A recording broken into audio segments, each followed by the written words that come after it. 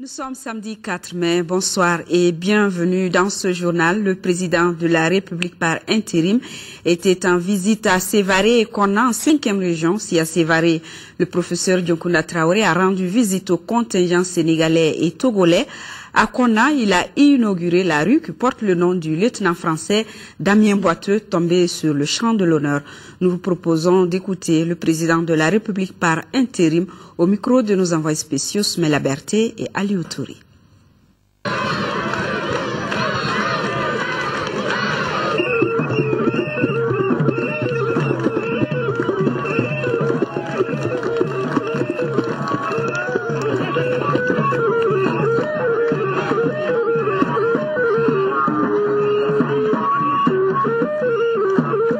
Objets multiples, c'était bien entendu de me rendre à Sévaré qui était en première ligne il y a de cela quelques mois, et donc de me rendre également à Konna, cette ville martyre qui a été le point de départ de la reconquête du Mali, et bien entendu de rendre visite à nos troupes et aux troupes amies qui combattent à nos côtés pour le recouvrement de l'intégrité territoriale et pour une démocratie.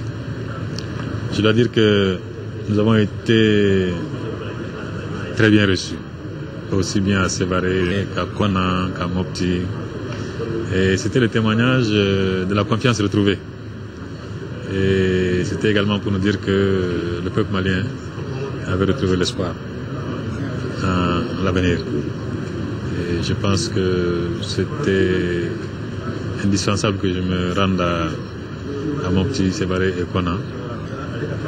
J'étais très heureux de constater que aussi bien nos troupes que les troupes étrangères amies qui sont là ont un excellent moral et sont décidés à aller jusqu'au bout de la mission qui leur a été confiée, qui est de recouvrer l'intégralité du territoire malien et de faire en sorte que nos agresseurs, les terroristes, les narcotrafiquants, soient réduits à leur plus simple expression. Aujourd'hui, je pars avec la certitude que lorsqu'on en aura fini cette fois-ci au nord, il y a des chances pour que ça ne se recommence plus. En tout cas, telle est notre volonté et telle est notre détermination. Donc, le bilan est positif. Nous repartons satisfaits de cette visite. Nous reviendrons plus en détail sur cette visite du président de la République par intérim en 5e région dans nos prochaines éditions. Ce communiqué qui vient de nous parvenir, le ministre de la Défense et des anciens combattants informe les populations que ce jour 4 mai 2013 vers 13h malienne à Hamakouladi, localité située à 45 km au nord de Gao. Côté ami, l'on déplore 2 morts et 4 blessés. Côté terroriste, on dénombre 3 morts, 2 occupants du véhicule 4x4 rempli d'explosifs et un kamikaze sur une moto. Le ministre de la Défense et des anciens combattants présente ses condoléances attristées aux familles des militaires décédés et souhaite prompt rétablissement aux blessés. Le ministre rassure les populations que les forces armées maliennes et leurs alliés poursuivent leur mission de sécurisation dans toutes les localités libérées au nord du pays. Le ministre salue les populations pour leur soutien aux forces alliées et les invite à plus de vigilance dans la lutte contre les terroristes. Et cet autre communiqué de la primature à l'invitation du président de la Banque islamique de développement, le premier ministre Diango Sissoko, effectue du 5 mai au 7 mai 2013 une visite de travail à Jeddah en Arabie Saoudite. Avec ses différents interlocuteurs, le chef du gouvernement évoquera toutes les questions relatives au financement de la reconstruction du Mali. À Gao, le contingent guinéen arrivé sur le théâtre des opérations le 10 avril dernier a reçu la visite de son ministre délégué à la Défense. Abdoul Kabele Kamara est allé s'enquérir des réalités sur le terrain. Il a ainsi profité pour apporter le message de soutien du président et du peuple guinéen. Daouda Zoumana Traoré, compte rendu. La bataille contre le terrorisme sur le territoire malien a été gagnée grâce au concours précieux de toute l'Afrique et de la France. La compagnie Nimba de la Guinée est au centre de cette victoire. Elle est là, à Gao, avec d'autres troupes du Niger, du Sénégal et du Tchad au sein de la MISMA. Leurs qualités d'hommes sur le théâtre des opérations ont été appréciées par toutes les autorités qui ont passé dans la cité des Askia.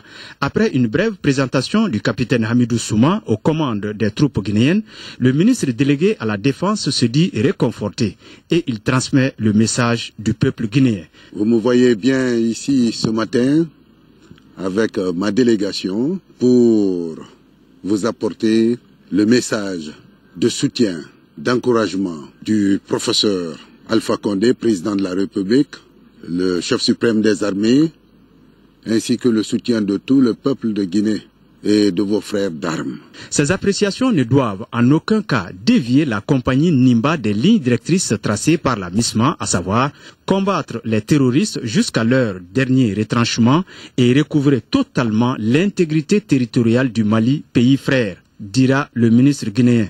En quittant la Guinée, nous étions déjà certains que vous êtes des patriotes engagés, des panafricanistes engagés, et que vous ne reculerez devant rien pour défendre la patrie malienne, la terre malienne, et dont l'intégrité ne doit souffrir d'aucune réserve possible.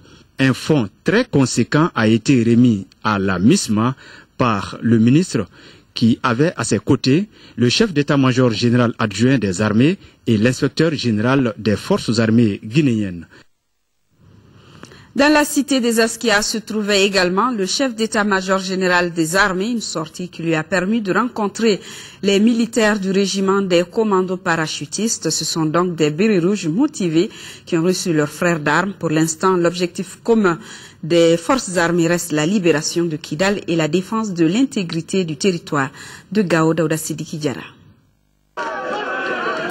Ambiance festive et cordiale. Au coude à coude, les forces maliennes pour la même cause. Il s'agit de la défense de l'intégrité territoriale de notre pays. Près d'un mois après leur projection sur le terrain, les éléments de la compagnie para reçoivent la visite du chef d'état-major général des armées. Le message que je leur ai fait passer, je leur ai dit que l'État fonde beaucoup d'espoir sur la mission qui est la libération des régions nord du Mali.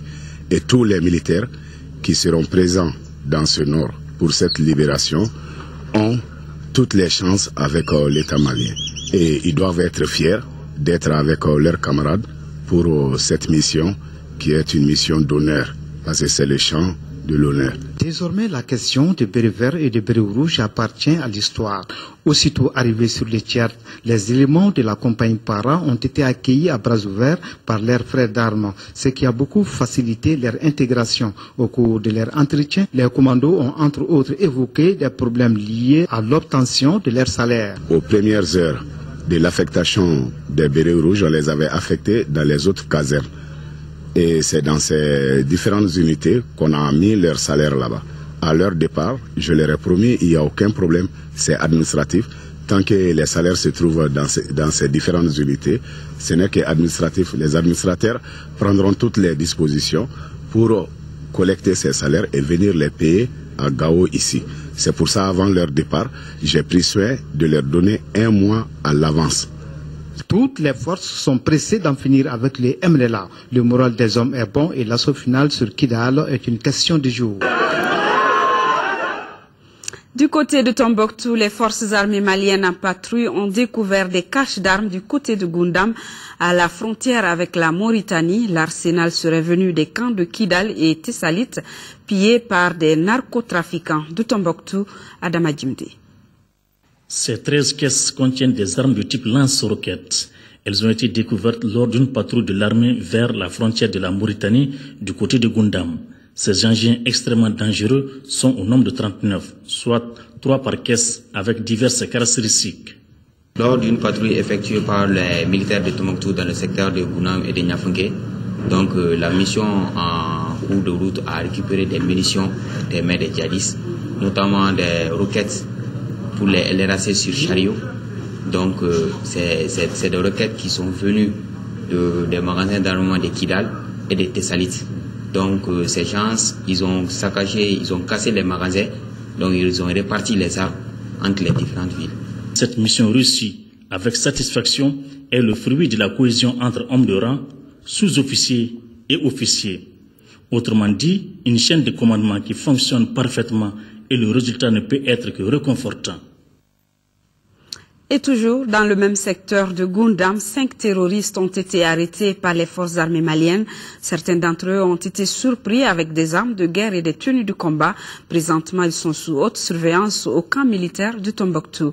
Le capitaine Abdoulaye Sow de la gendarmerie nationale pour plus de précision au micro de Adama Djimdi.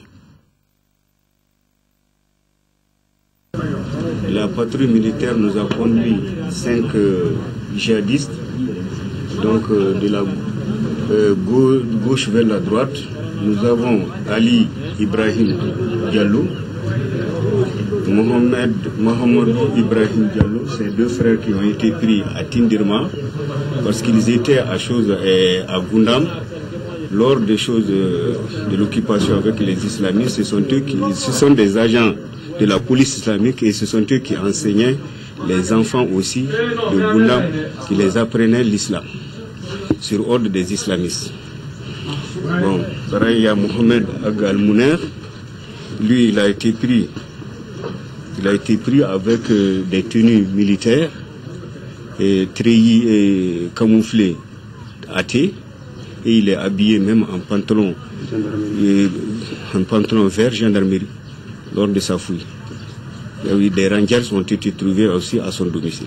Il y a Mohamed Taï Ag Abdoulaye, lui il a été pris au puits et c'est un djihadiste aussi. Il y a Ibrahim Ag Mohamed El Mokhtar, lui il était même en possession d'une arme de guerre et il n'hésitait pas vraiment à l'utiliser contre les forces de l'ordre lorsque la patrouille passait. Il a été récupéré dans ce cadre. Donc c'est un djihadiste, vraiment un bandit de grand chemin. Voilà, bon courage à nos forces armées de sécurité et la Côte d'Ivoire qui apporte enfin sa contribution dans la sécurisation du Mali. Le bataillon logistique ivoirien a été accueilli cet après-midi par le porte-parole de la MISMA. Ce bataillon ivoirien a pour mission de ravitailler les troupes en armes, munitions et nourriture. Adama Kodjo, compte rendu. C'est dans la caserne chef d'escadron Balakone de la gendarmerie nationale que les 103 militaires de l'armée ivoirienne ont été accueillis. Ils arrivent dans notre MISMA. Nous sommes l'unité de transport, nous sommes là pour le soutien de logistique des unités de la place au Mali ici. La population malienne peut compter sur notre appui.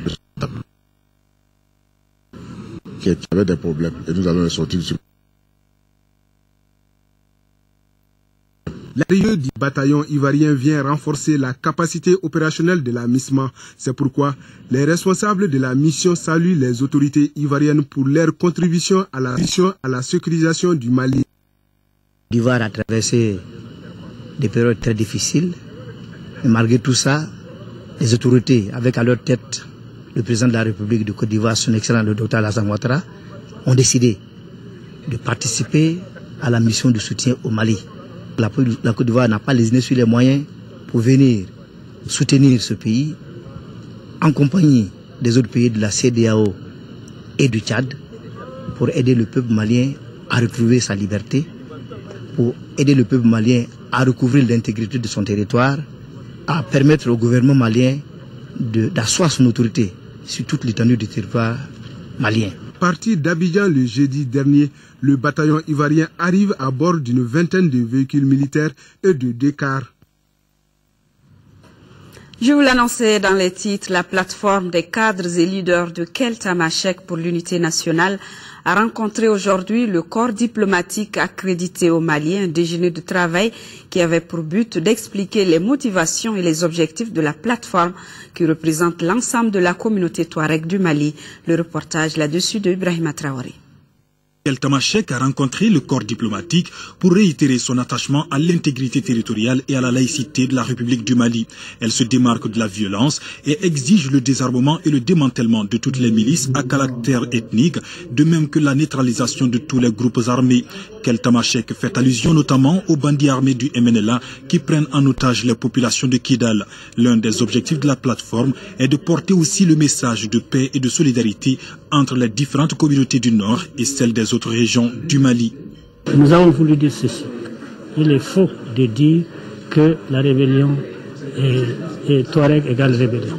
Il est faux de dire rébellion égale conflit intercommunautaire.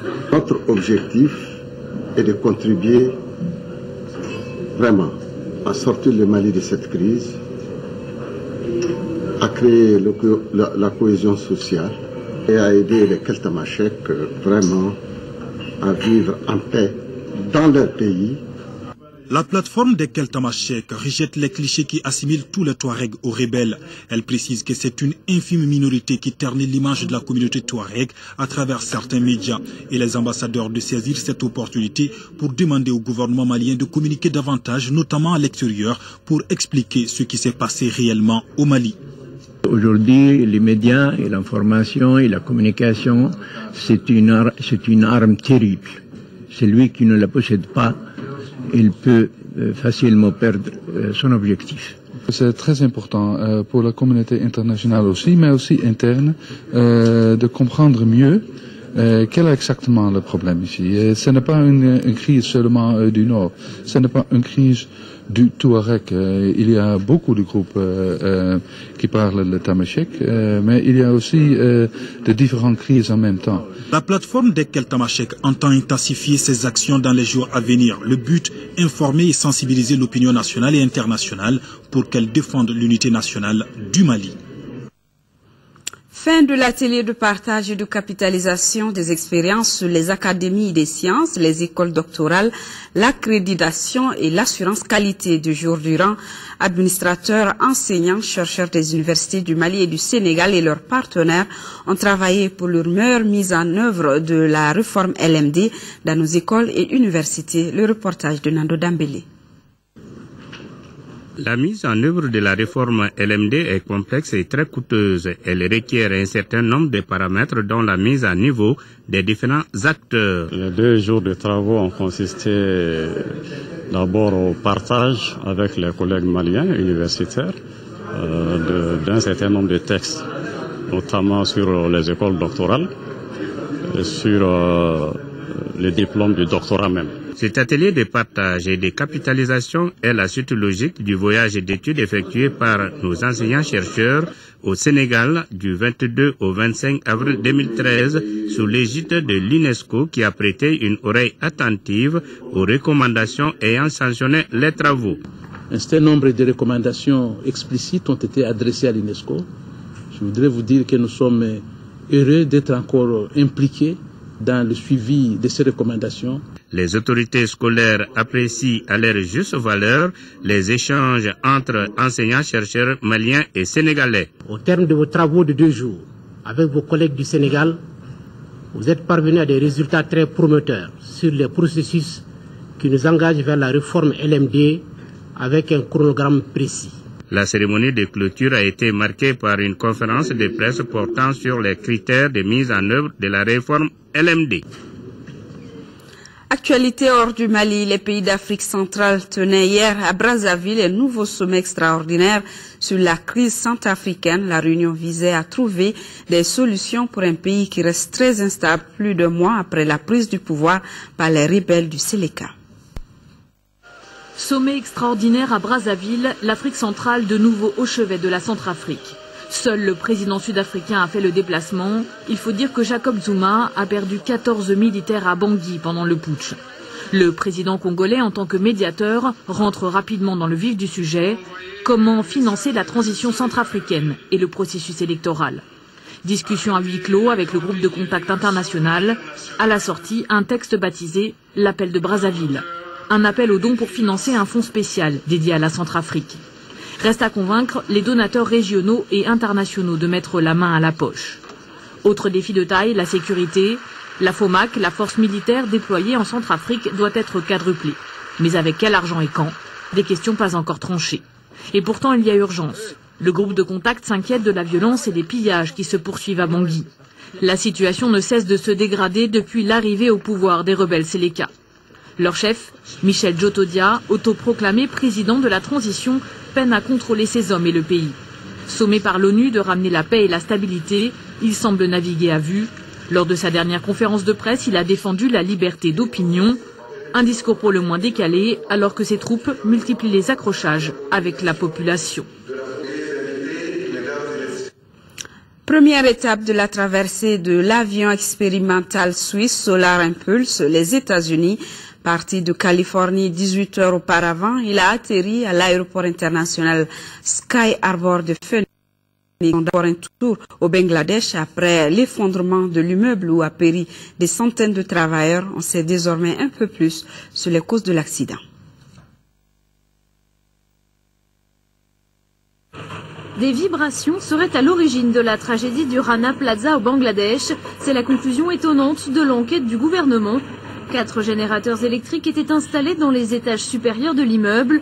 Au moment de leur remise en marche après une coupure d'électricité, les vibrations des générateurs et celles des milliers de machines à coudre auraient provoqué l'effondrement du bâtiment sur les ouvriers. Cette catastrophe a fait plus de 540 morts et des corps sont encore régulièrement découverts dans les décombres. L'ancien président colombien Álvaro Uribe réplique aux accusations de Nicolás Maduro. Vendredi, le nouveau président vénézuélien l'a accusé de fomenter un complot pour l'assassiner. L'homme politique colombien dénonce les accusations immatures d'une dictature gangrénée par la fraude et la violence. Il réclame de nouvelles élections au Venezuela. Depuis qu'il a remporté de justesse la présidentielle, Nicolás Maduro ne cesse d'accuser des pays étrangers de chercher à déstabiliser le Venezuela. Au Portugal, l'austérité n'en finit pas. Âge de la retraite repoussé d'1 an, 30 000 fonctionnaires en moins, des semaines de 40 heures au lieu de 35 pour les agents publics. Ce sont les nouvelles mesures annoncées par le Premier ministre vendredi. Elles doivent permettre au pays d'économiser 4,8 milliards d'euros et d'obtenir une rallonge de la part de ses créanciers. En mai 2011, le Portugal s'est engagé à conduire une politique de rigueur en échange des 78 milliards d'euros prêtés par l'Union européenne et le Fonds monétaire international. Première étape bouclée pour Solar Impulse. Après son décollage de Californie, l'avion solaire est arrivé à l'aéroport de Phoenix 18 heures plus tard. Le Suisse Bertrand Piccard et son engin expérimental ont entamé vendredi une traversée des États-Unis d'ouest en est en 5 étapes. Objectif, promouvoir cet avion révolutionnaire qui vole grâce aux panneaux solaires qui alimentent sa batterie. Au Mali, après le lancement hier des audiences de jugement des comptes, le président de la section des comptes Kouloussana Gouita nous donne plus de détails. Il signale que pour mener à bon port ses missions de contrôle des comptes publics et ceux des collectivités, bientôt une cour des comptes sera créée. Kouloussana Gouita est au micro de Mahamadou Doumbia. De 1960 à 2008, à ce jour d'ailleurs, il n'y a jamais eu de jugement de compte. Ça s'explique par le fait que la session des comptes qui existe depuis 1959 et jusqu'en 1991, comme il a été dit dans le discours, les comptes n'étaient pas produits, tout simplement parce que la loi qui régit les finances à l'époque avait parlé de la production des comptes, mais il n'y avait pas eu un décret d'application permettant aux différents comptables de les produire. Et de 1992 à 2008, effectivement, les comptes ont été produits parce qu'il y a une instruction qui a été signée par le directeur national du Trésor de la comptabilité publique qui a maintenant instruit aux comptables de produire les comptes de gestion. Qu'est-ce qui s'est passé? De 1959 à 1991, la section des comptes n'avait pas eu les moyens de ses missions. Parce que pour pouvoir contrôler, il faut que vous ayez les moyens nécessaires, les expertises nécessaires. Et c'est ce qui a manqué à la section des comptes. Tantôt c'était un seul, c'était le président qui était la seule, tantôt c'est 2 ou 3 personnes. Et vous comprenez avec moi le nombre de comptables qui sont sur le territoire. Donc pratiquement c'était au-dessus de leur capacité. Mais ce que vous venez de dire en ce qui concerne les comptables, il y a certains comptables qui ont des problèmes de gestion. C'est pas la même chose. La section des comptes cherche les fautes de gestion. Une faute de gestion est différente des fautes pénales. À compter de ce jour, l'État même tient beaucoup à ce que les fonds publics soient vérifiés. Parce que ça va de pair avec l'État de droit. Les partenaires techniques et financiers ont toujours réclamé la création de la Cour des comptes. Mais on a dit, même si on crée la Cour des comptes, il fallait quand même qu'il y ait ce départ-là. Le fait de faire 30 ou combien d'années sans que les comptes ne soient jugés, il faut un départ. Parce que le juge des comptes, lui, il doit partir de quelque chose. Donc ce départ étant fait, je crois que c'est une exigence même des partenaires techniques et financiers. La population doit se rassurer qu'il y a un nouveau pan de la démocratie, qui va accompagner la démocratie.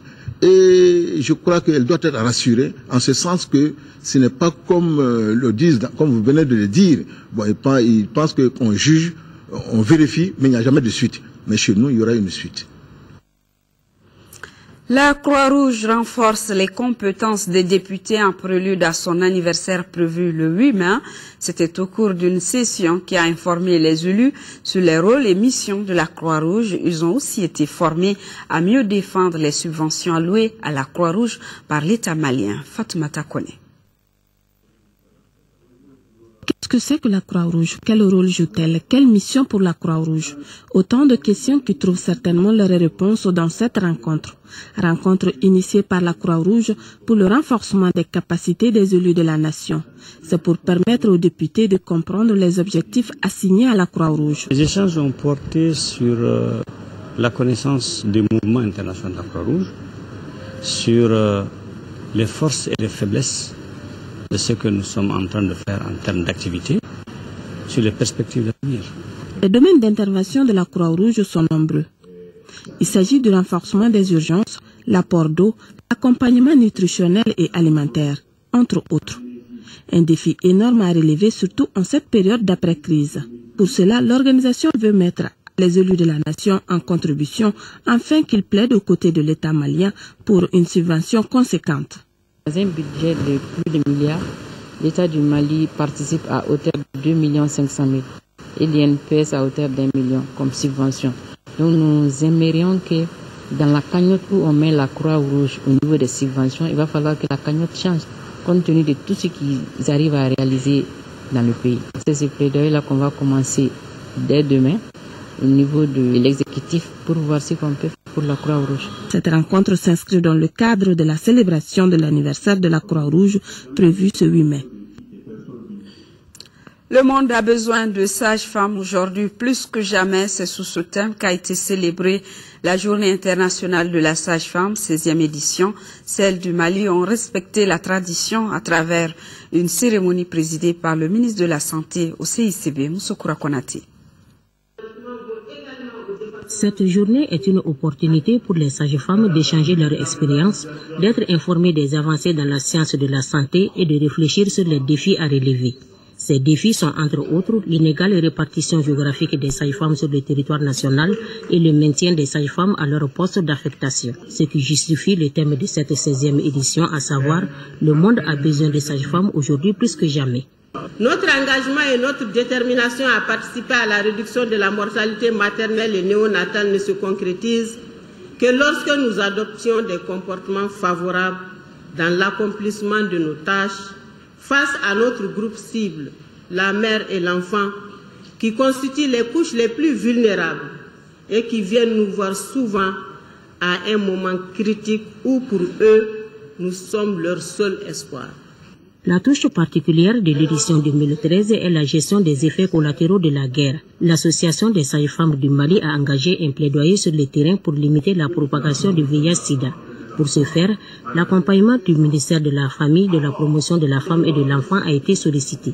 Mesdames les sages-femmes, les femmes attendent beaucoup de vous, de Kidal à Kaï, pour l'offre de soins de qualité afin de sauver le couple mère-enfant. Mon département reste disponible pour vous accompagner dans toutes vos entreprises pour une amélioration de la santé de la mère et de l'enfant. Dans son discours d'ouverture, le ministre de la Santé a invité les sages-femmes à imaginer les stratégies et actions appropriées pour relever les défis de la disponibilité. Défis qui, selon lui, constituent un indicateur incontournable dans la mise en œuvre des programmes de santé. Malgré les efforts déployés par le ministère de la Santé et ses partenaires dans la mise en œuvre du programme de développement sanitaire et social PRODES, le Mali enregistre encore des taux élevés de mortalité maternelle néonatale et infantile. Vous convenez avec nous que cette situation a un lien direct avec la faible disponibilité des ressources humaines en général et celle des sages-femmes en particulier, dont 58% de l'effectif sont à Bamako, contre 2 à 5% dans les zones difficiles ou enclavées. Les échanges de cette année ont porté sur le rôle de la sage-femme dans la nutrition de la femme et de l'enfant, le rôle de la sage-femme dans la prise en charge du faible poids de naissance et les cancers mammaires et gynécologiques. La première réunion générale de l'année en cours du Conseil national de l'ordre des pharmaciens avec les conseils régionaux vient de se tenir à Bamako, tenue grâce à l'appui de l'OMS. La rencontre de 2 jours a examiné les voies et moyens permettant aux pharmaciens de ravitailler la population en médicaments de qualité. Le reportage de Rachel Tessougué. Le budget 2013 du Conseil national de l'ordre des pharmaciens s'élève à plus de 30 millions de francs CFA. Au cours de cette réunion, les pharmaciens du Mali auront à examiner et à faire des propositions d'amélioration des textes relatifs à l'exercice privé de la profession pharmaceutique. Aujourd'hui, notre profession compte plus de 1000 pharmaciens, dont plus d'une centaine en chômage. Il est donc indispensable pour nous de relire les textes qui réglementent l'exercice privé de notre profession afin de répondre à l'évolution démographique de la profession pharmaceutique et mieux servir notre population en médicaments de qualité. Le représentant du ministère de la Santé recommande aux pharmaciens de veiller à l'application stricte des textes et d'augmenter de vigilance pour détecter et dénoncer tous les cas d'irrégularité, toutes choses qui leur permettront de mettre à la disposition de la population des médicaments de qualité. Vous êtes les mieux placés, non seulement pour connaître les besoins de la population en termes de médicaments, mais aussi pour détecter rapidement les différents problèmes posés à notre profession, spécifiquement celui qui concerne les médicaments contrefaits, la lutte contre la vente illicite des médicaments. Le gouvernement a salué le comportement exemplaire des pharmaciens maliens pendant cette période difficile que traverse notre pays. Ils n'ont ménagé aucun effort pour que les populations des régions du nord du Mali reçoivent les médicaments dont ils ont besoin.